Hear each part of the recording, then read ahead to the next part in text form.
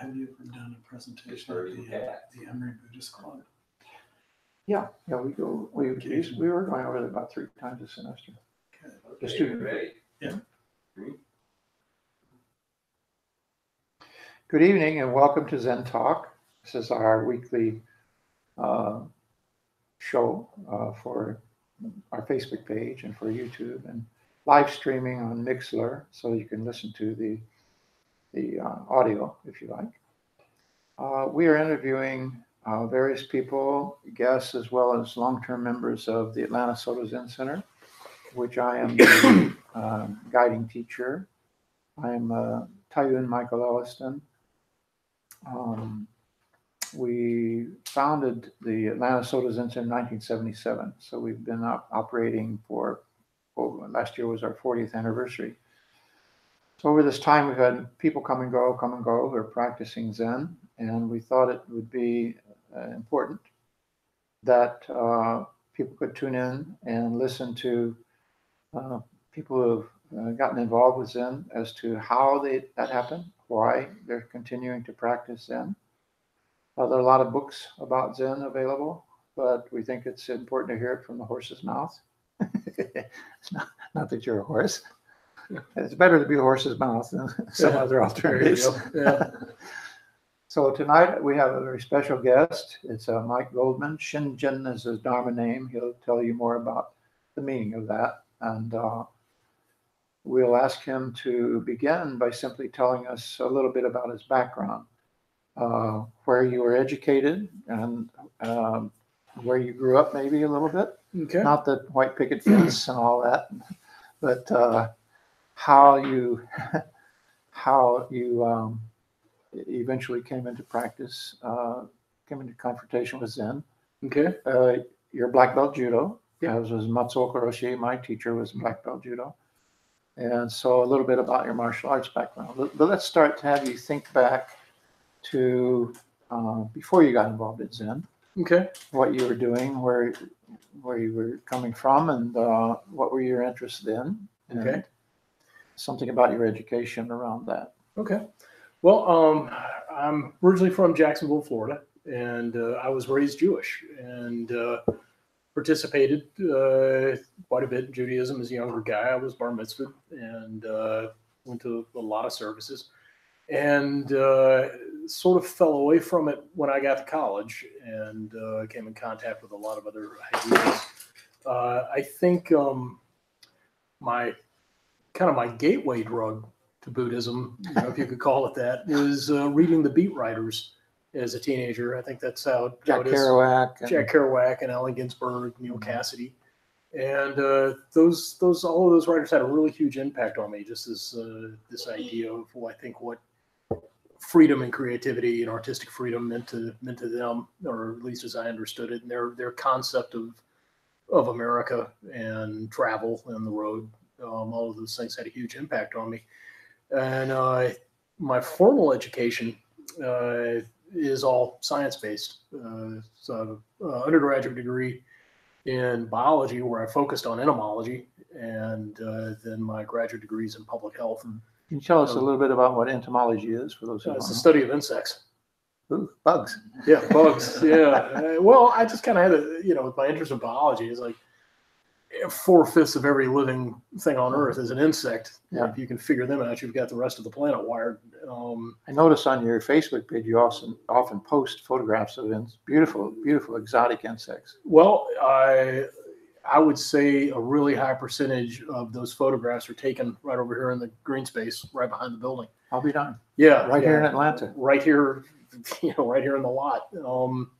Especially when all the vines over here come into bloom. We have a lot of really interesting things. I was assuming those were when you were on your travels. You travel a lot in your work, I know. But yeah. Also, while we're on insects, you and one of the other members have a couple of beehives here. And you're Joseph Kelly and I, beekeepers. Yeah, Joseph Kelly and I keep bees out back, and we consider the bees members of the Sangha. And Sangha means community. Community. So yeah, they're we've actually read sutras to the bees. And I don't know how, they really don't have brains. I don't know if they're really taking it up or not. But well, if their honey is any indication, it's working. It's working. Yeah, the honey's been delicious. Very calm honey. Yeah, very good honey. Yeah, so that was kind of, I think, set the ground for my interest in Buddhism. I started to read things like the Suzuki Essays, books like that, but practice didn't come until much later. When I left. Before you go on to that, can you talk to us a little bit about Yeah. the intersection between, say, the beat generation and the creativity aspect that you spoke of, and science, your involvement in science? Can you speak to us about that intersection Wow. of creativity and science? I don't think at that stage I was making much of a connection between the two. They were just kind of two cohabitating interests. I knew that I wanted some type of career in science. I wasn't really interested in being an academic, but I didn't know really what avenues were open when I was studying. That I'd wind up in regulatory compliance. I had no idea at the time. So your current job is in regulatory compliance. Can you tell us a little bit more about that? Yeah. You've had a couple of appointments like that. Yeah, I've had with major companies. Right, I've had three. I've been here for 21 years. Involved in Zen? At the Zen. So that's represents 3 different jobs, but it's all been environmental health and safety, regulatory compliance. I was working at a consulting firm, an engineering firm, and then moved to manufacturing, where I'm at now. And you went back to school and got a degree in some kind of hazardous public health. Yeah. Public health. Right. Yeah. So you go on and you check out operations for to make sure everybody's complying with the regulations that they're required to comply with. Are those environmental as well as the health of the workers? Yeah, it's both. It's OSHA and EPA based. I remember I called you once. You were, can't remember what it was. I remember, yeah. You were supposed to be on schedule or something. So I called him, what's going on? And said, oh, I'm in Florida and somebody just dumped 35,000 gallons of jet fuel into a creek. And I've got to figure out what to do about it. I was down there for a while. Yeah. I was thinking he's dealing with real problems. Right. Yeah. With projects like that, you don't get a whole lot of, they called me and they said, when can you get to Tampa? I said, I'll be there tomorrow morning. They're like, what are you going to do? Walk? And I was like, okay, I'm heading to the airport, so, you don't get a whole lot of notice with those. So Zen training really helps with a lot of projects like that. Tell us a little bit more about that. How does it help? Well, you get to a situation, everybody's really losing their minds, just trying to get things set up really fast and figure out how you're going to handle it. And, if you're one of the few people with a calm head, that really helps everyone. Reminds me of Rudyard Kipling. If you can keep your mind when all those about you're losing theirs, something like theirs, that. You're a man, my son, or something like that. I'm not quoting. I think that's definitely true. What is it about Zen that helps with that calmness, you think? Well, I think that what's happening can be explained in biological terms. When we had Dr. Ganser in here as a guest speaker, something that she spoke to, and all of us that participated in the study in Zen, at Emory about 12 years ago, one of the things that they were able to show is that the organs at the base of the brain that control these really like these lightning fast reactions, like rage and jealousy and things like that, the amygdala and the hippocampus, that as you sit, those organs actually start to shrink because they get starved of basically from energy from the rest of the brain. And the prefrontal cortex, the bonds between the prefrontal cortex and the rest of the brain start to strengthen and thicken. So the brain actually gets retooled for a higher level of thinking. Through meditation. Through meditation, yeah. Meditation causes these effects, and the brain actually starts to function more in terms of long-term planning and cause and effect. And those are the things that give rise to ethics and morality. I know that brain science, originally, the idea of the brain was that after a certain age, like in your 20s, mid-20s, it was pretty much fixed. And after that, it simply deteriorated through the rest of your life. Yeah. Now the concept of the brain is much more plastic, that it can grow and shift and change and Yeah. adapt. And so Yeah. forth. It's really amazing. One of the things that I learned when I lost my hearing on my left side was that even if the ear was able to fix itself, after a couple of months of only being able to hear out of one ear, the brain rewires itself to hear one side. So even if this side was functioning perfectly, my brain would never know it. That's Yeah. interesting. There's Yeah. Shurangama Sutra, Buddha talks about the nature of the senses. And he points out that the senses are not dependent upon their objects. For one thing, he said if you take away the walls, the hills, and so forth surrounding this building, you would see as far away as the sun, the moon, the stars. And he also pointed out that our mind is not dependent upon the senses. He was making metaphors or analogies, I guess would be the proper word, between the senses and the way the mind works. And he pointed out that even the deaf have the faculty of hearing. Even the blind have the faculty of seeing. Sure.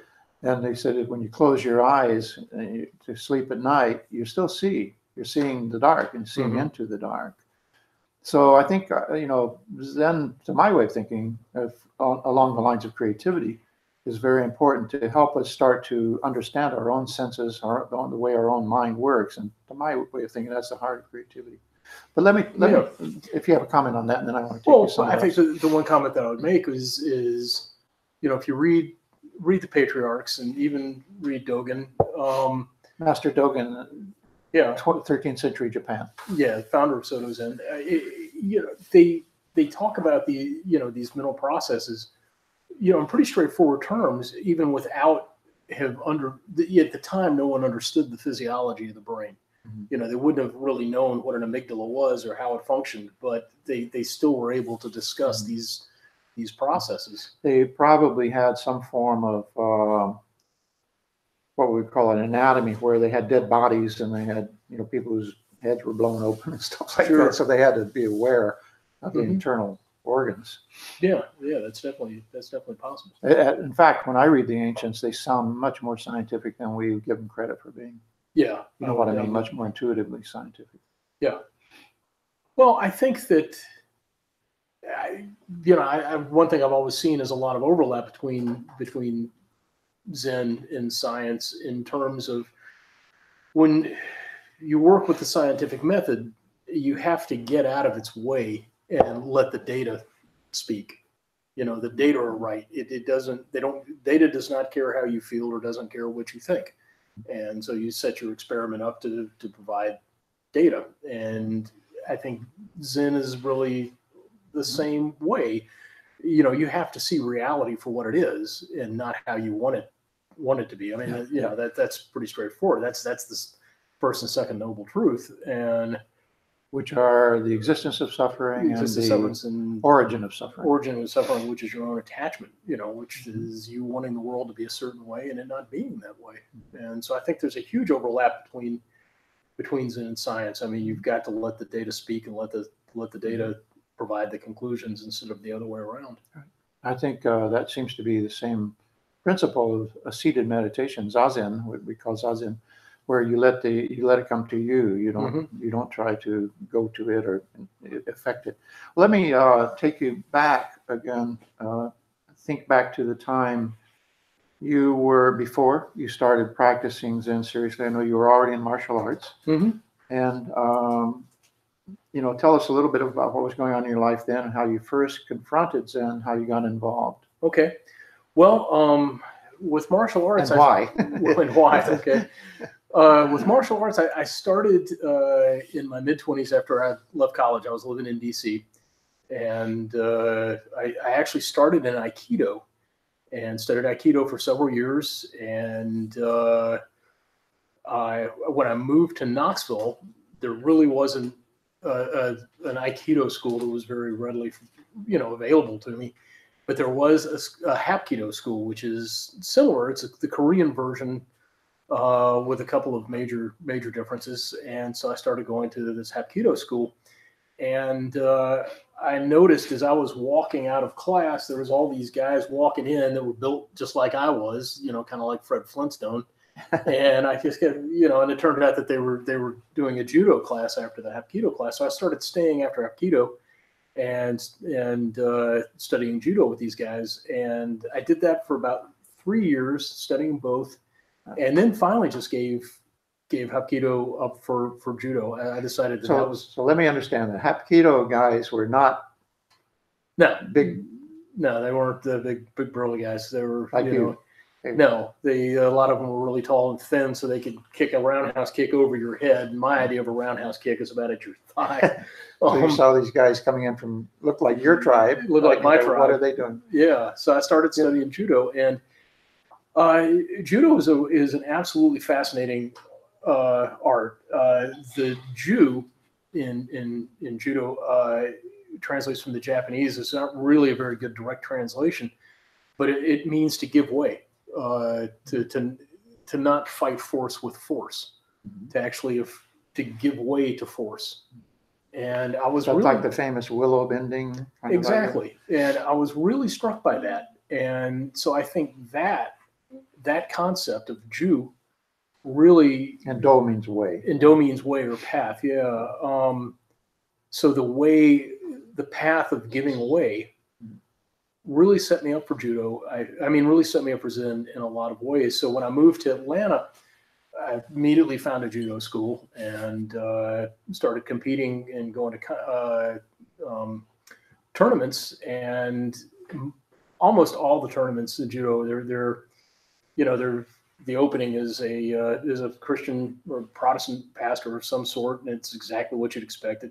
Everybody bows their head and God bless these athletes and, that kind of thing. And then one time I went to a judo tournament and you were the opening prayer, and you said, had everybody sit down and shut up for a few minutes.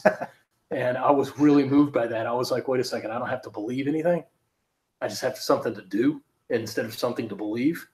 And I remember walking up to you afterwards. You were packing the gongs up and the drums. You brought the drum and gong with you. And I said, "Where can I find you again?" And you handed me a pamphlet to the Zen Center, and I've been here ever since. And that was when the building was over in Candler Park. And the deeper I got into both judo and Zen, I started to realize that they were kind of the same thing in a lot of ways. They were this like two sides of the same coin, and this idea of not forcing anything, of sort of giving way. It's kind of like in the koan. I can't remember which one of the patriarchs was asked, "Do dogs have Buddha nature?" Yeah, Joshu. Joshu, yeah, and Joshu.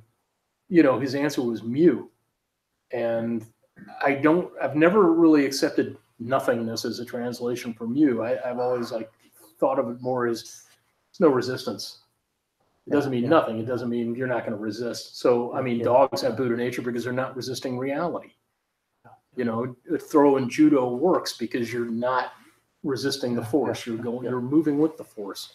So I was really struck by that, and that really stuck with me as I got deeper into both. And so let's bring it to the present and talk a little bit about why, after all this time, you're continuing to practice Zen, and what you're doing now and what your aspirations are around your Zen practice.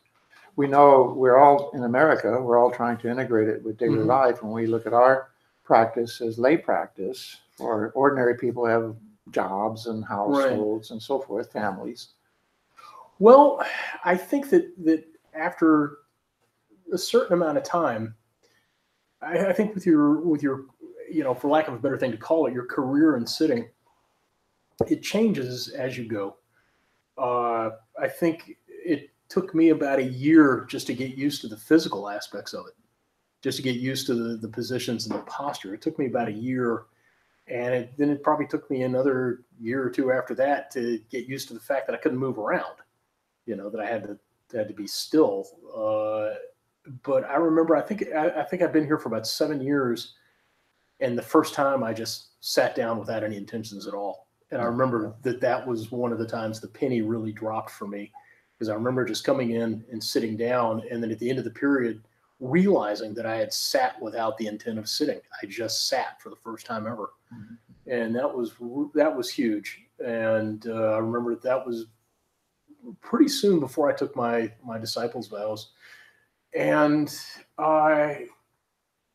as I got deeper into it and stuck with it longer and longer, I realized that one of the things that I was doing was I was taking that psychological space with me, the psychological space from sitting, I was taking it with me to more and more places. And situations that ordinarily would have been stressful or have made me angry, I realized that what I was doing was in effect sitting through it. And that was hugely profound. And when I through the Emory study and reading a book called Zen and the Brain, and talking to Dr. Ganser, finding out the biological reason for it was really huge. And so I think that that my aspiration is really just to continue that process, that there becomes less and less of a boundary between when I'm in here sitting on a cushion to when I'm carrying that with me in my outside life. And I think that's really aspiration, because you get to a point where you're not reacting to things. You've bought yourself time to respond to things. And every stimulus that hits you doesn't need a reaction, because you can actually, it's not necessarily waiting it out, but you've actually put a buffer in your brain to stop those reactions. But is that just the same as being insensitive or being? No, I don't think so. It's being hypersensitive. It's being hypersensitive. Being insensitive, I would say, is having no awareness of outcome, no awareness of effect.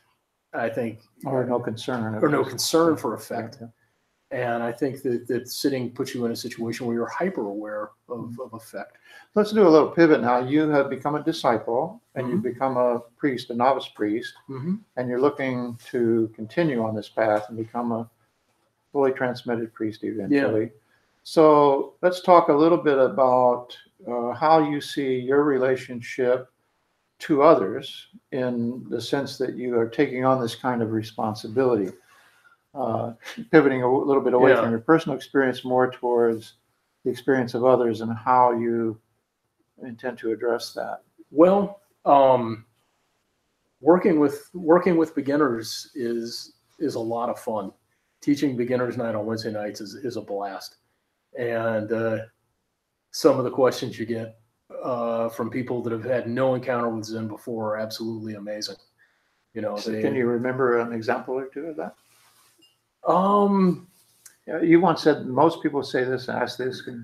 Well, it's interesting, because I think with the beginners, it's most of the people that come in, men are concerned with how to deal with anger. Mm-hmm. That's right. And women are concerned with how to deal with anxiety. And one of our members here, Brian Price, is a really gifted psychiatrist, and I ran that past him, and we both agreed that it's really the same thing, anxiety and anger. And I have often thought that men need Zen more than women. Well, don't ask me why. I just yeah, we could probably spend a whole evening trying to figure that one out. But I think I would agree with you. But I would encourage all the women who are listening to don't take my word for that. Come and practice. Yeah, but teaching the beginners is a lot of fun. And one thing I love is, if they get cheeky and say something along the lines, "Well, I'm not satisfied with your answer," you just look at them and say, "Good." You can go figure this out on your own. And it's amazing. We have so many newcomers. I mean, it's really mainstreaming. We've had upwards of 30, 40 people here some Wednesday nights. Right. And I think some of that has to do with, there's so many colleges now where comparative religion courses are a requirement. And, so we have a lot of people that come here to work on papers and do projects for classes. And plus, I think they're genuinely looking beyond the sort of religious smorgasbord that has been on offer. They're looking for something genuine, serious, and personal. I think a lot of people are looking for something other than the traditions they were raised in, which is really kind of interesting. Which is what happened with you. Which is what happened with me.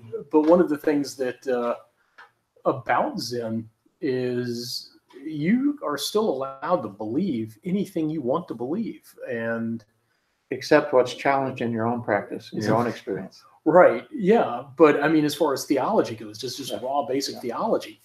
So, and then there's always going to be the cultural aspects of whatever you're raised in. I mean, it's not any more possible for me to not be Jewish than it would be possible for somebody to not be Korean, but isn't it true that in Zen, that's like a circumstance? It is very much a circumstance. It's not determinative. It's not determinative at all. I mean, we have people here that are still practicing Christianity, Islam, Judaism, any number of things. So Zen is not cultural in that sense. No, it's definitely not cultural. It's not cultural at all. Is there any concluding thing you'd like to say before we turn to the audience for some questions? We got about 5 minutes left. So, what would you say to people who are listening about whether they should check Zen out or not, and why? Whether they should check Zen out or not, and why? I don't think that there's anyone that I would turn away from Zen. I don't think there's anybody that's in a situation where I would do something like say you're not ready for this or this isn't right for you. So I think it's one of those things that's available to anyone, because what you've really come to do is you've really come to almost in some ways go to war with your own psychology and dismantle your own psychology to a certain extent. Mm-hmm. And there's nobody in there but you. I guess, you can make an argument for somebody with multiple personality syndrome, but some psychologists have issues with the idea of practicing meditation because you may confront things you're not ready to deal with. But I think we have more sort of faith in our human nature than that. I think we have a lot more faith in our human nature, and I think I think if that kind of stuff is in there, you're going to confront it some way, some way, or it's going to confront you. Better to do it on the cushion where it's safe. Do it on the cushion where it's safe, as opposed to on top of a water tower with a high-powered rifle. Screaming, they all look like ants from here. But I think I think there's a lot of value in confronting the parts of your psychological makeup that you don't want to confront, because it's not going to, if it comes up in here, you're going to deal with it, and you're not going to deal with it in your outside life. Well, thank you for your candor and for covering so much ground in such a short time. I'd like to turn to the audience now, see if we have any questions from the audience that you would like to direct to you. Anyone? Yeah. What would you say is the most difficult or biggest part that you struggled with practicing Zen, or still struggle with? It's been different at different times. I would say the struggle at first was just getting used to the physicality of it, getting used to sitting still, getting used to not, because things are going to pop up. You're going to thoughts are going to come to you, emotional information is going to come to you, and staying on the cushion and not just hopping off to deal with it was the first challenge. It's like one of the jokes we say around here: don't just do something, sit there. So getting used to that. And then I think there was a stretch of like we just mentioned, confronting things that I didn't really want to confront, especially when you go on a long retreat and you're sitting for several days at a stretch. There's an expression called the Zen mirror. Reflects the good, bad, and the ugly. The good, bad, and the ugly. Indiscriminately. And you're going to have to deal with all of it. And then there was a period where once I was ordained as a priest, you're not here so much for your own development as you're here as an act of service. And you wind up, you show up at the Zendo, you're not here to sit so much as you're here to go to work for everybody else. So my practice stalled for a couple of years, so it was finding a balance between my own practice and my service here. So anyone else? I know that a lot of the people that I've spoken to who have been practicing Zen for years and years, like you have had periods where they sort of walked away from it. Mm-hmm. I was wondering if you have had any of those periods and what that was like. I have. There was a period of a very intense personal relationship ended, and I chose to deal with it totally on my own instead of through Zen. And the funny thing is the next time I wound up in a similar situation, I wound up living here, and Zen was exactly what I needed. So the first approach didn't work out too well. First approach didn't work out. Yeah. I was at the yacht club or the Star Bar a lot. That was Budweiser therapy. Good places to be. Good places to be. Yeah. So we're at the end of the program. Any final questions anybody have? Yeah. When you're traveling for business, do you sit alone, or do you try and find? I sit alone. I don't take cushions with me because they take up a lot of room. But you can sit in a chair. You can sit on the. I sit on the edge of the bed a lot of the times. Yeah. So I just sit on the corner of the edge of the bed. But I take the practice with me. I just don't take the accoutrements. But one of Shinjin's sort of goals that he's established is to be sort of our ambassador. And because he travels so much, and he has plans to go to our furthest outreach is up on the Arctic Circle. One of our teachers up there lives in an Inuit community. Mm-hmm. And one of Mike's aspirations is to visit that community as well as our other affiliates around the country. Yeah, to get to Nunavut. So again, thank you for your appearance tonight. Thank you. It was Gosh, show it to you. Thank you. We're happy you're here. Happy I'm here too. Need to do a gong at the end. We should have a gong at the end. Okay. We'll add that. That was fun. Good. Yeah. Very good interview. Yeah, those You're are good. Good questions. Thank you. So I have a sitting question. Yeah.